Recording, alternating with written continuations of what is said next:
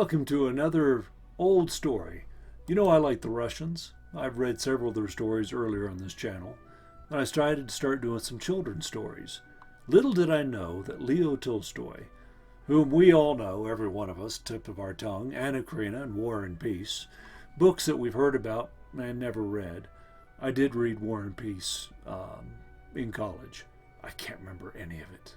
Dostoevsky, I can tell you big parts of The Idiot, Crime and Punishment, The Brothers Karamazov, of course. Tolstoy never really impressed me. I just found him to be a little sedate, a little boring.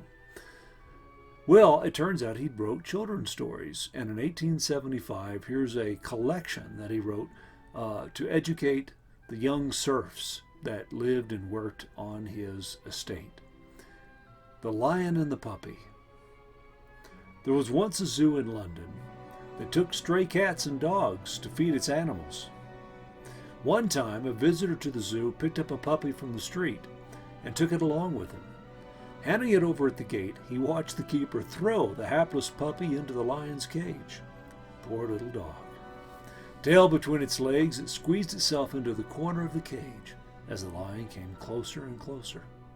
Suddenly the lion stopped and began to sniff his victim. Tickled by the lion's whiskers, the puppy rolled over and wagged its tail playfully. At that, the lion prodded it uncertainly, with his paw pushing it to and fro over the floor of his cage. To the lion's surprise, the little dog nimbly jumped up and stood on its hind legs, begging. Puzzled, the lion stared at the dog, shifting his massive head slowly from side to side, not knowing what to make of this funny little animal. But he let it be. At feeding time, when the keeper tossed meat into the cage, the lion tore off a piece for the puppy. And at sunset, as the lion lay down to sleep, the puppy lay alongside him, resting its tiny head on the lion's great paws. From that day on, the lion and the puppy lived together in the same cage, the lion sharing his food,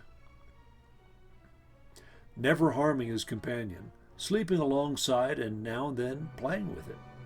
Then one day, a fine gentleman visited the zoo and straightway recognized his long-lost pet. The keeper was informed and, of course, would willingly have handed it over had not the lion raged and roared every time he approached the puppy. In the end, he gave up, and the gentleman had to go home empty-handed. So the lion and the puppy stayed together. Thus it continued for a whole year, until one day the little dog fell sick, and in a short space of time he died. What a change came over the lion. All the while he licked and sniffed his friend, prodding it with his paw. At last, realizing it was indeed dead, the lion sprang up, his mane quivering with rage. He stalked about the cage, swinging his tail fiercely. He flung himself against the iron bars and tore at the wooden floorboards.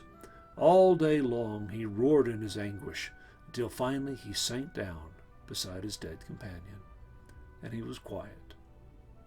But when the keeper tried to remove the dead puppy, the lion growled menacingly and would not let him near.